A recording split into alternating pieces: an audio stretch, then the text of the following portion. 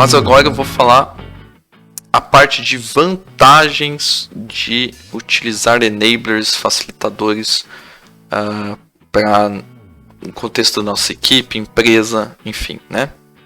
Primeira coisa é que, concentrando em um ponto específico, as boas práticas, a atenção necessária que você precisa ter para construir alguma coisa, né? Uma implementação de algo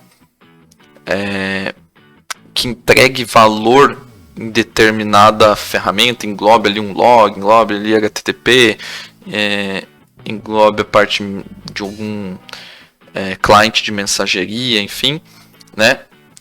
Você tem a vantagem de ter um ponto só de mudança, né? Como a gente fala ali de SRP do Solid, por exemplo, né? Single Responsibility Principle, né? Onde você tem um ponto ali que é responsável por determinada coisa, a gente construindo algo que vai ser utilizado em vários lugares e é um facilitador para determinada tarefa que a gente faz dentro dos nossos projetos, é muito mais fácil de dar manutenção, né? É muito mais fácil de manter aquilo e de dar a atenção necessária para deixar no estado de ouro daquilo, né? Colocar todo o carinho para desenvolver aquilo, para ele ficar tão bom o suficiente para realmente entregar valor para quem for utilizar. Isso aí em detrimento do que? Ter isso ao invés de ter milhões, né? Aqui exagerando, né? Mas sei lá, dezenas de implementações que fariam a mesma coisa que você está fazendo, encapsulando. Pessoas implementando várias vezes a mesma coisa de maneiras diferentes. Um implementa de um jeito, outro implementa de outro. Um esquece de um detalhe, outro esquece de outro, né? E aí que acaba tendo os problemas. Se você se concentrar num lugar só, as atualizações de versão de pacotes que você utilizou vai ser num lugar só. A manutenção vai ser num lugar só. As novas features ou novas estratégias que você vai querer ir mudando conforme o passar do tempo vai ser num lugar só. E se você tiver dezenas de implementações diferentes espalhadas em, sei lá, 10, 15 aplicações, vão ser 10, 15 manutenções, 10, 15 vezes que você tem que atualizar aqueles pacotes. Então, um ponto de vantagem é unificação num lugar só, tá? Uniformizando ali. Não precisa nem falar, mas é também uma vantagem, né? Reaproveitamento de código e dos benefícios que isso traz, que, como eu já comentei, né, encaixa com esse ponto do primeiro tópico, né, que é manter num lugar só, manutenção num lugar só. Então, reaproveita código também, né, não precisa ficar escrevendo muito código nas outras aplicações. Nas outras aplicações que vão utilizar o seu enabler, o setup muito provavelmente vai ser menor, né, você vai ter que instalar ele ali e configurar alguns pontos.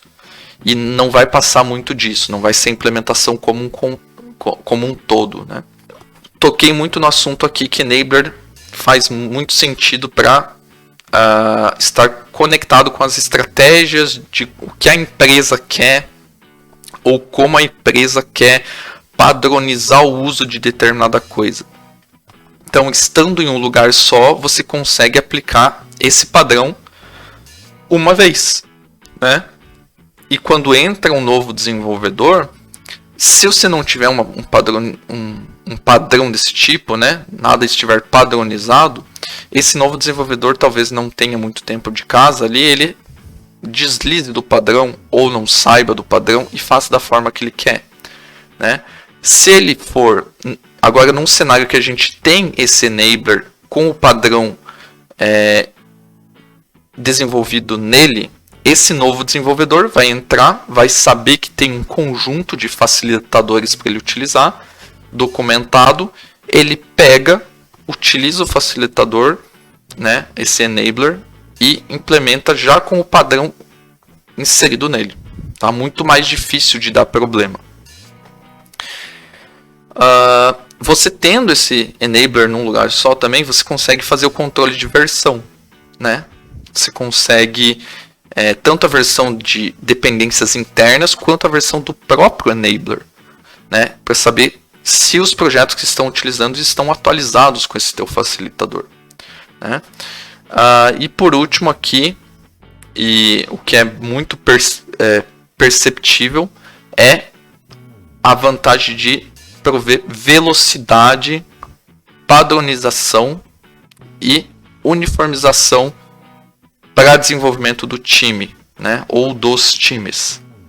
Então, tem muitas vantagens, né? Desde que você entenda quando criar um enabler. Deixa eu ver aqui, quem que tá falando? O Renan falou, tenho dúvidas só sobre a carreira de alguém que vai seguir isso, por exemplo. Seria possível fazer apenas isso? Então, de quem é a responsabilidade de criar um enabler, né? Geralmente, você vê um time de arquitetura ou o arquiteto fazer esse tipo de coisa, ou até o time de engenharia, só que pessoas um pouco mais seniors, né? Pessoas assim que já estão um pouco calejadas com os problemas e manjam bastante das boas práticas. Então, eu acredito que não exista um cargo que só faça isso dentro da empresa, né? Porque é algo bem específico.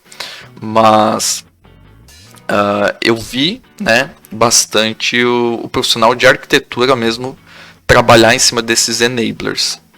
E a gente gravou um podcast, né? Para quem não sabe, nunca escutou, né? A gente tem o Dev Show, né? E o Dev Show tem no episódio, deixa eu tentar lembrar agora, eu acho que é no episódio da Via, tá? Das tecnologias utilizadas na Via Varejo. Que o pessoal lá, o time de arquitetura, fala num trecho lá do nosso podcast que eles fazem isso. Então, eles provêm enablers, né? Eles habilitam os demais times criando ferramentas ali que facilitam no desenvolvimento. O cara, por exemplo, entra lá, quer fazer a sua primeira API e ele precisa de log, de tracing, de um monte de coisa. Então, já tem alguns facilitadores que ele só pega e começa a utilizar num template de API que ele consegue em poucos minutos já sair com uma API que tem no mínimo tracing já pronto, já tem a questão de segurança, enfim.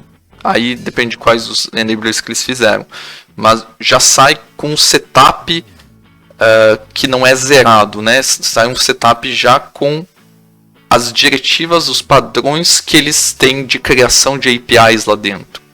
E isso dá muita agilidade, o cara consegue fazer o primeiro commit muito rápido, né? Mesmo sendo iniciante na empresa. Mas a responsabilidade de fazer isso, geralmente é do time de arquitetura ou de engenharia sênior. Basicamente eu estava falando das vantagens, né? Temos muitas vantagens, mas eu acho que o mais perceptível é essa parte de agilidade no desenvolvimento, né? A capacidade de um desenvolvedor que querer começar a desenvolver uma aplicação, ter que se preocupar com alguns pontos e já ter facilitadores que são plugáveis, né? Ou ajudam de forma muito rápida ele a sair com uma aplicação minimamente funcional, seguindo o padrão que a empresa quer para aquele tipo de aplicação. Então, é muito importante isso aí, tá? E a gente vê isso muito mais em empresas maiores, obviamente, né? Porque quanto maior a empresa, mais ela quer ser padronizada, mais ela quer ganhar agilidade. Então é mais perceptível nessas maiores empresas.